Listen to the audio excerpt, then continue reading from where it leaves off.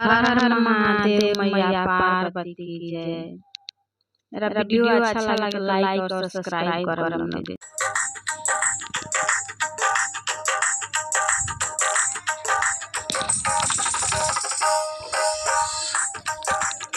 हे राजा सोनावा के कंगनवा दिल्ली शहर से लइहना, दिल्ली शहर से लइहना, दिल्ली शहर से लइहना। हे राजा सोनावा के कंगनवा दिल्ली शहर से लइहना।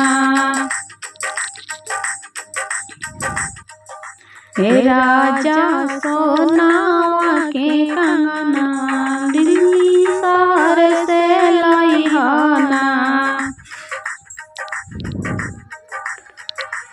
पटना से लइह तू फल फलहरिया, पटना से लइह तू फल फलहरिया।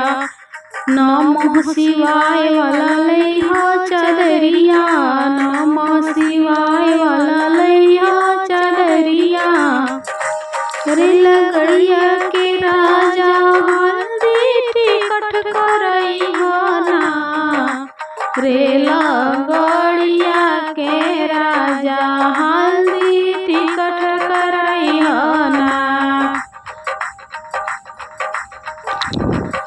हे राजा सोनावा के कंगनवा दिल्ली शहर से लइहना।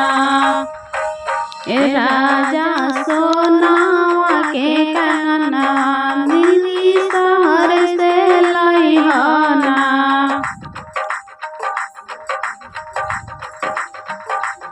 संगवा में लइह तू भंगिया धतुरवा, संगवा में लइह तू भंगिया धतुरवा।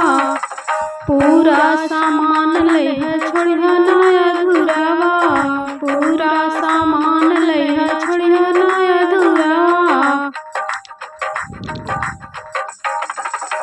हे राजा पूजावा के सामनवा तू नहीं भूलइहना।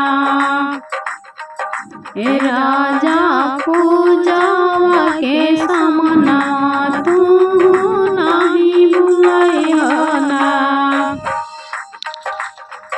हे राजा सोनावा के कंगनवा दिल्ली शहर से लइहना। हे राजा सोना